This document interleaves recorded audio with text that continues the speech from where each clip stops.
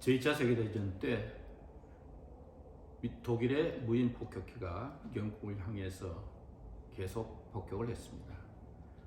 영국 시민들은 불안해서 낮에 일도 제대로 할 수 없었고 밤에는 잠을 온전히 잘 수가 없었습니다. 수백 년, 수천 년 된 문화재가 파괴되고 있었습니다. 이때 영국 언론들은 계속해서 비판의 기사를 싣습니다.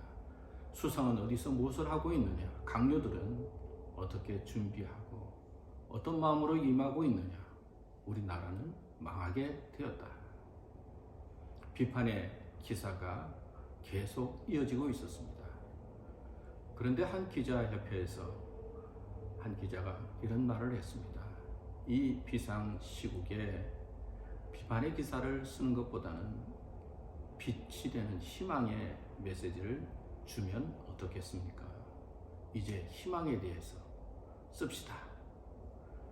그러자 거기에 모인 기자들이 다 동의했습니다. 그리고 그 다음날 신문 제1면에 백성들이 두 손을 모아서 하나님 앞에 간절히 나라를 위해서 기도하는 사진이 실리고 보도가 되었습니다. 주일날 백성들이 가족과 함께 성경 찬송을 들고 교회에 나가고 예배드리고 힘차게 찬송하면서 기도하는 모습을 실었습니다. 백성들에게 희망의 빛을 보여준 것이죠.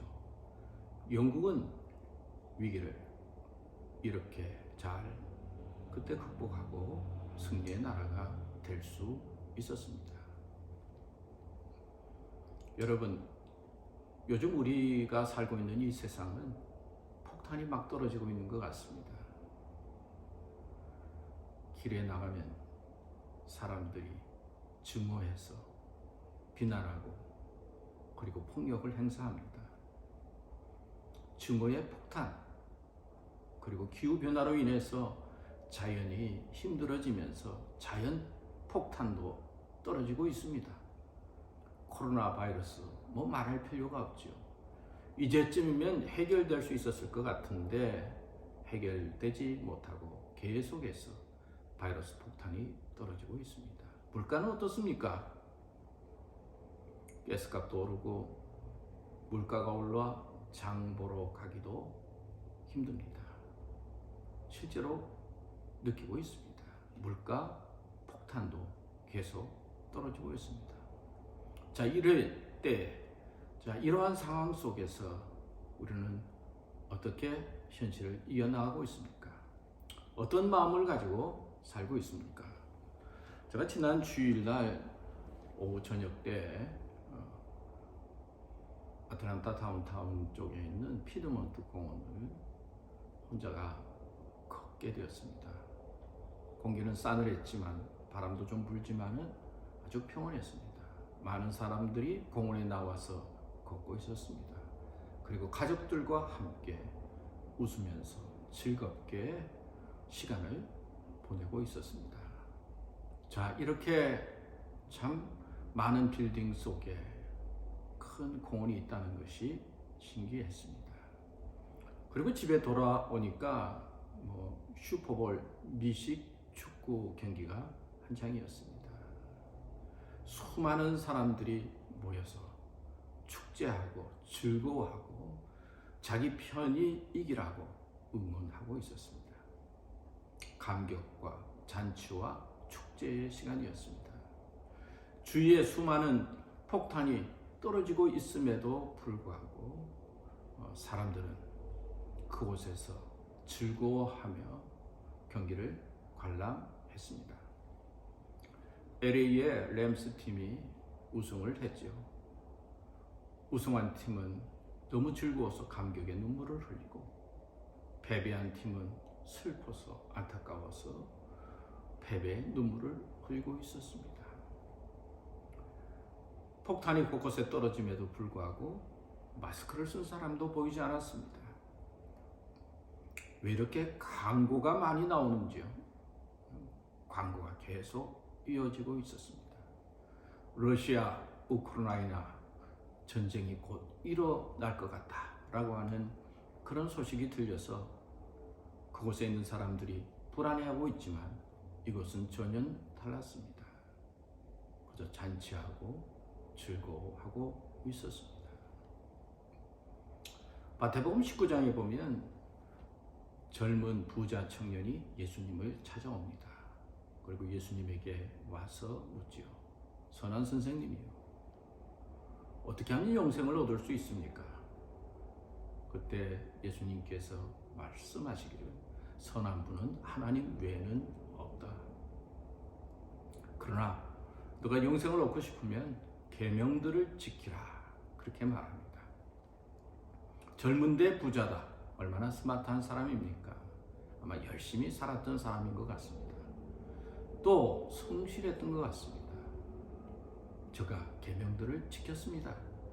부모님을 공경하라, 살인하지 말라, 간음하지 말라, 도둑질하지 말라, 거짓 증거하지 말라, 탐내지 말라, 나름대로 열심히 지켰습니다. 그러자 예수님께서 한 가지 부족한 것이 있는데 내가 가지고 있는 재물을 팔아 가난한 사람들에게 나누어 주고 나를 쫓으라 말씀했습니다. 그때 성경에 기록하기를 부자는 재물이 많은 고로 근심하면서 돌아갔다 말씀합니다.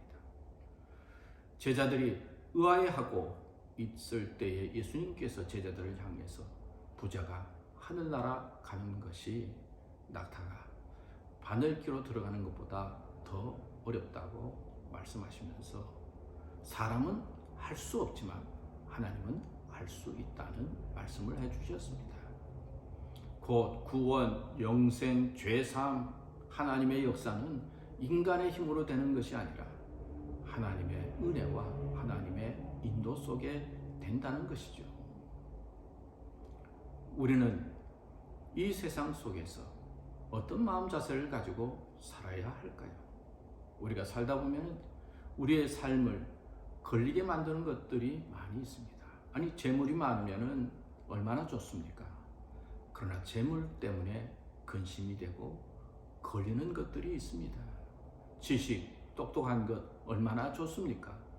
그러나 그것이 걸림이 될 때가 있어요.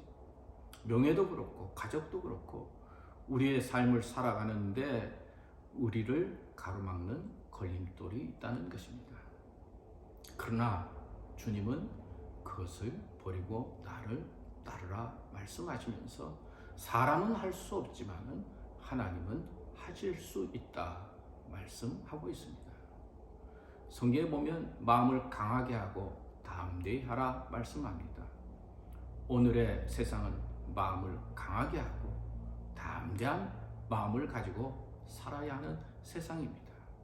폭탄이 떨어진다고 해서 두렵고 무서운 마음으로 도망가는 인생이 아니라 그 속에서도 지혜스럽게 평온함을 찾고 그리고 잔치하는 마음으로 이 세상을 바라보고 감사와 희망으로 살아야 합니다.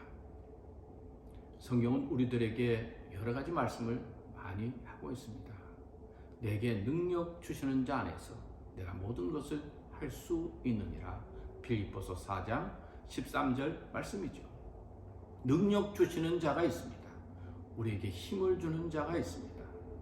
우리에게 도움을 주고 우리에게 강하게 이끄게 만드는 그런 분이 있습니다.